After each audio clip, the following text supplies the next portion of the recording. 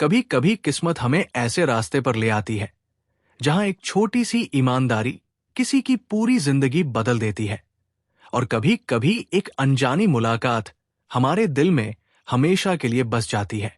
ऐसा ही कुछ हुआ था एक साधारण लेकिन बेहद ईमानदार गरीब ऑटो ड्राइवर अर्जुन के साथ। एक करोड़पति बाप की बेटी सोने के गहनों से भरा बैग उसके ऑटो में भूल गई थी, और अर्जुन ने बिना किसी लालच के सिर्फ इंसानियत के नाते वो बैग लौटाने का फैसला किया, बिना ये सोचे कि इसका अंजाम क्या होगा। लेकिन उसे क्या पता था कि उसकी एक ईमानदारी उसे ऐसे मोड़ पर ले आएगी जिसकी कल्पना उसने कभी सपने में भी नहीं की थी। दोस्तों, ये एक सच्ची घटना है जो दिल को अंदर तक झकझोर देती है, क्योंकि इसमें आगे जो होने वाला है वो आज के समाज की कड़वी सच्चाई को सामने लाता है। तो वीडियो को आखिरी तक जरूर देखें। वीडियो को लाइक करें, चैनल को सब्सक्राइब करें और कमेंट में अपना और अपने शहर का नाम जरूर लिखें। दोस्तों, कोलकाता के हलचल भरे रास्तों पर अर्जुन रोज की तरह अपनी पुरानी खटारा सी ऑटो लेकर निकल पड़ा था। उसकी आंखों में ढेर सारे सपने थे, लेकिन जेब में मुश्किल से कुछ चंद सिक्के। पिता के गुजर जाने के बाद मां की दवाइयां, बहन की पढ़ाई और घर का किराया, ये सब अर्जुन के नाजुक कंधों पर आ पड़ा था। लेकिन अर्जुन उन लाखों गरीब लड़कों जैसा नहीं था जो हालात से हार मान लेते हैं। उसकी रगों में मेहनत और ईमानदारी का खून दौड़ता था, जो उसके पिता की आखिरी दी हुई अमानत थी। दोपहर की तपती धूप में अर्जुन अपने ऑटो के लिए सवारियों की तलाश कर रहा था कि तभी एक साधारण से दिखने वाली लेकिन बेहद प्यारी लड़की ने उसे हाथ दिखाकर रोका। उसके हाथ में एक बड़ी सी थैली थी जो शायद उसके लिए किसी अनमोल खजाने से कम नहीं थी। अर्जुन ने मुस्कुराते हुए ऑटो रोका और पूछा, कहां चलना है मैडम? लड़की ने धीमे से कहा, बस पास के लोकल मार्केट तक। अर्जुन ने बिना कुछ सोचे ऑटो बढ़ा दी, लेकिन चलते चलते बार बार उसकी नजर उस लड़की के मासूम चेहरे पर जाती रही। ना जाने क्यों उस चेहरे में कुछ ऐसा था जो दिल को अजीब सा सुकून दे रहा था। अर्जुन सोचता रहा, कितनी सीधी सादी है ये और कितनी सुंदर भी, जैसे किसी दर्द के पर्दे में मुस्कुराना सीख लिया हो। थोड़ी देर बाद मार्केट आ गया। लड़की ने अपने छोटे से पर्स से कुछ सिक्के निकाले, अर्जुन को दिए और भीड़ में कहीं गुम हो गई। अर्जुन उसे जाते हुए देर तक देखता रहा, लेकिन फिर सिर झटक कर अगली सवारी की तलाश में ऑटो आगे बढ़ा दी। महिला कॉलेज के बाहर कुछ लड़कियां खड़ी थी। उन्होंने ऑटो रुकवाया और अपने हॉस्टल तक चलने को कहा। अर्जुन ने हामी भरी, और जैसे ही वो लड़कियां ऑटो में बैठी, उनमें से एक लड़की ने आगे सीट के नीचे पड़ी एक थैली की ओर इशारा करते हुए कहा, भैया, ये थैली आपकी है क्या? कहीं गिर ना जाए। अर्जुन ने चौंक कर पीछे देखा। वही बड़ी सी थैली, वो थैली जिसे उस प्यारी लड़की ने साथ रखा था और भूल गई थी। अर्जुन ने थैली को अपने पास संभाल लिया और लड़कियों को हॉस्टल छोड़ आया। अब उसकी बेचैनी बढ़ने लगी थी। जैसे ही ऑटो खाली हुआ, अर्जुन ने एक कोने में ऑटो खड़ा किया और कांपते हाथों से उस थैली को खोला। थैली के अंदर जो कुछ था उसे देखकर अर्जुन की सांसें थम गई। चमचमाते सोने के गहनों का ढेर और बेहद खूबसूरत महंगे कपड़े। उसकी आंखें फटी रह गई। ये सब तो उसकी सोच से भी कहीं ज्यादा कीमती था। ऐसा खजाना जिसे बेचकर वो अपनी बहन की फीस भी भर सकता था, मां का इलाज भी करा सकता था और शायद अपना एक छोटा सा घर भी बना सकता था। लेकिन फिर पिता की कही एक पुरानी बात उसके दिल में गूंज उठी, बेटा, ईमानदारी से बड़ा कोई धन नहीं होता। जो तेरा नहीं है उसे पर तेरा हक भी नहीं है।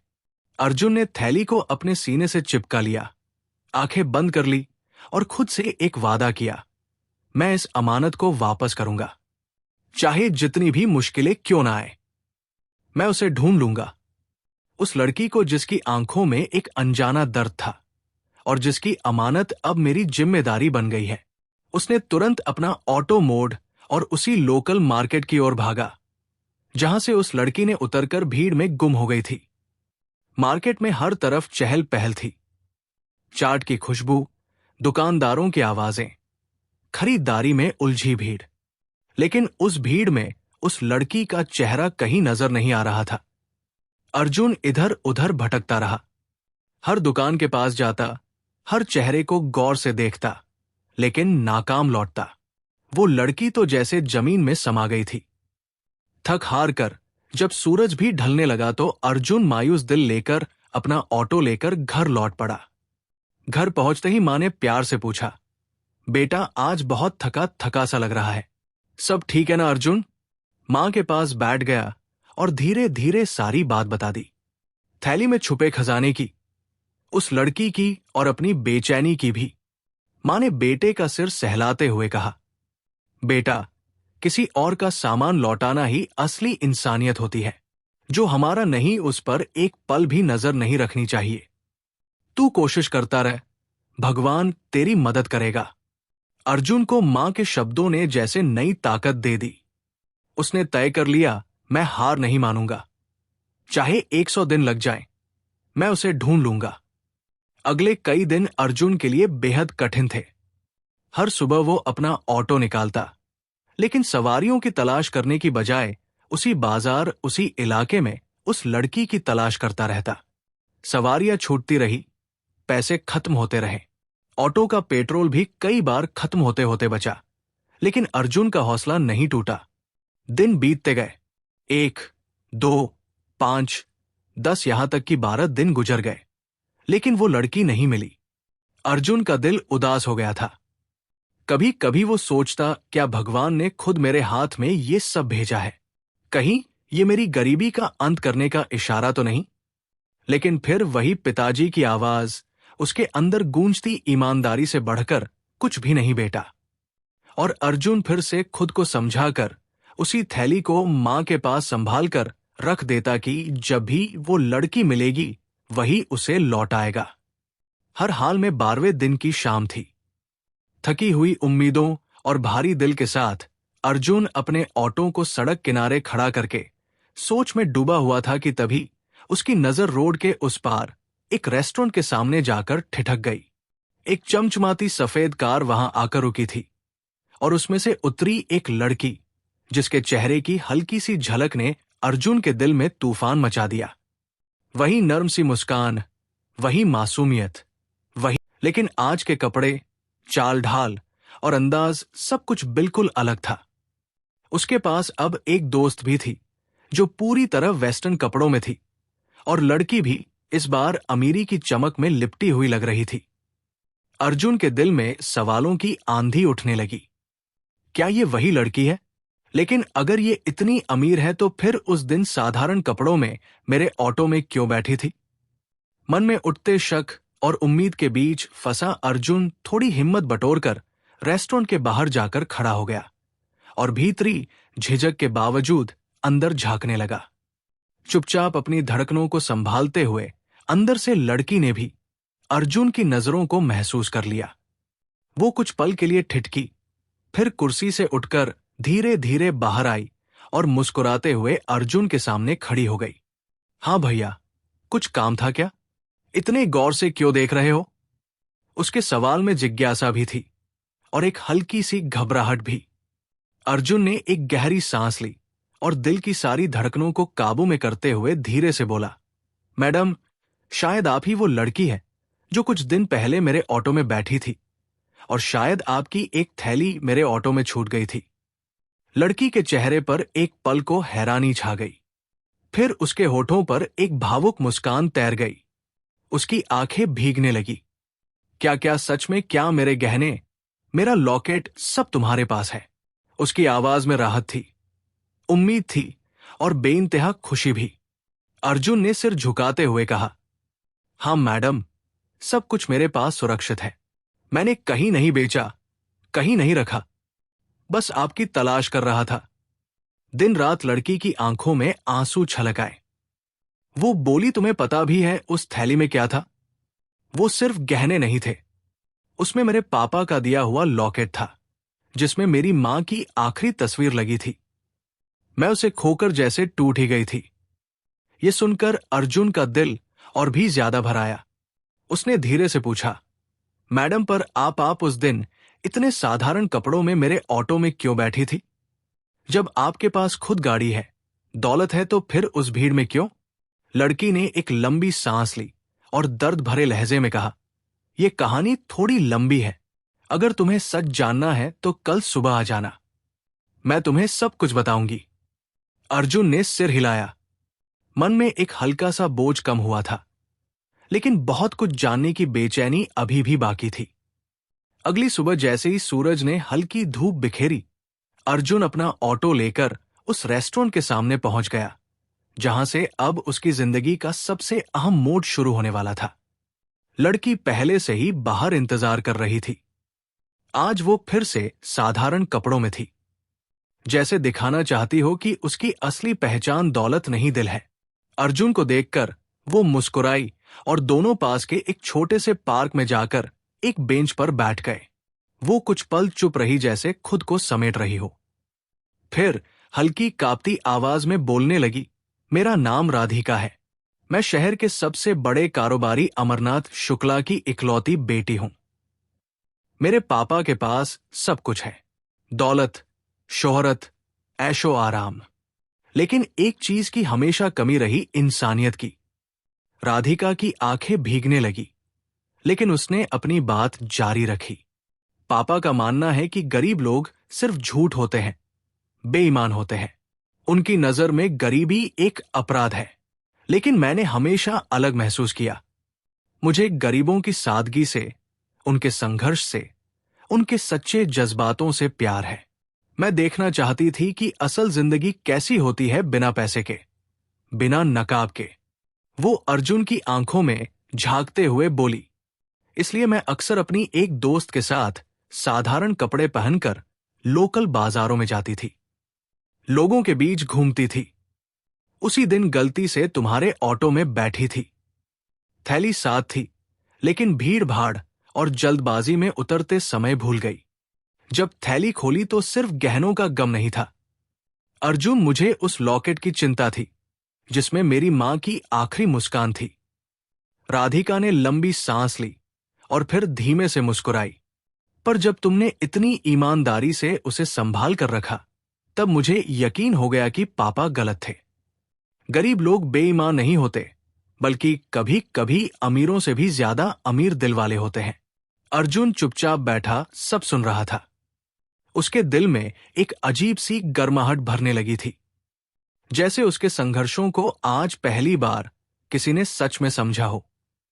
राधिका ने आगे बढ़कर थैली ली और बोली, ये तुम्हारी जीत है अर्जुन, मेरी नहीं। अगर तुम चाहते तो इसे बेचकर अपनी जिंदगी बदल सकते थे, लेकिन तुमने अपना ईमान चुना, और ईमानदारी ही सबसे बड़ी दौलत होती है। अर्जुन ने हल्की सी मुस्कान दी, लेकिन कुछ कह नहीं पाया, क्योंकि उसका गला भावनाओं से भर आया था। राधिका ने पर्स से कुछ पैसे निकाले। ये तुम्हारी ईमानदारी का इनाम है अर्जुन, प्लीज मना मत करना। लेकिन अर्जुन ने सर झुकाकर नम्रता से कहा, मैडम, अगर मैं पैसों के लिए ये थैली बचाकर रखता तो आज मैं अर्जुन नहीं होता। मैंने सिर्फ अपना फर्ज निभाया है। राधिका ने उसकी आंखों में देखकर कहा, तो क्या मैं कम से कम तुम्हारा नंबर ले सकती हूं? कभी अगर दिल किया तो तुम्हारे ऑटो में फिर से सफर करना चाहूंगी, क्योंकि तुम्हारे साथ सफर करना सफर नहीं, एक भरोसा होता है। अर्जुन मुस्कुराया, नंबर दिया, और दोनों की आंखों में एक अनकहा रिश्ता बन गया था। एक ऐसा रिश्ता जो शब्दों से नहीं, सिर्फ एहसास से जुड़ा था। दिन बीतते गए, लेकिन राधिका और अर्जुन के बीच जो एक अनकहा रिश्ता पनपा था, वो दिन ब दिन गहरा होता चला गया। राधिका अब अक्सर अर्जुन को कॉल करती और कहती, आज कहीं घूमने चलोगे? बस तुम्हारी ऑटो चाहिए और तुम्हारी सच्ची मुस्कान। अर्जुन हर बार चुपचाप कर देता, क्योंकि उसके दिल के किसी कोने में राधिका के लिए एक खास जगह बनती जा रही थी। लेकिन वो अपनी हैसियत जान, एक ऑटो ड्राइवर और एक करोड़पति बाप की बेटी, ये फासला, ये फर्क उसे हर दिन चुभता था। फिर भी वो अपनी भावनाओं को दिल के गहरे तहखाने में बंद कर लेता था। राधिका, जो अब अर्जुन के संघर्ष को, उसकी मां की बीमारी को, बहन की पढ़ाई की मुश्किलों को करीब से देख चुकी थी, उसके दिल में अर्जुन के लिए सिर्फ सम्मान ही नहीं, एक गहरा प्रेम भी जम ले चुका था। वो जानती थी सच्चा प्यार हैसियत नहीं देखता, दिल की दौलत देखता है। इसी बीच राधिका का जन्मदिन आ गया। घर पर धूमधाम से पार्टी थी। उसके पिता अमरनाथ शुक्ला खुद विदेश से लौटे थे, सिर्फ अपनी लाडली बेटी का दिन खास बनाने के लिए। महंगे तोहफे, आलीशान सजावट, बड़ी बड़ी हस्तियां, सब कुछ था उसके घर में। लेकिन राधिका के चेहरे पर जो मुस्कान होनी चाहिए थी, वो कहीं गायब थी। पार्टी के बीच जब पिताजी ने हंसते हुए कहा, बेटा आज तेरा 21वां जन्मदिन है, मांग ले जो मांगना है, चाहे आसमान का तारा हो या जमीन का हीरा मैं ला दूंगा। तो राधिका ने धीमी लेकिन दृढ़ आवाज में कहा, पिताजी मैं अर्जुन से शादी करना चाहती हूं। और अर्जुन के बारे में पूरी बात बता दी। एक पल को तो जैसे पूरे हॉल में सन्नाटा छा गया।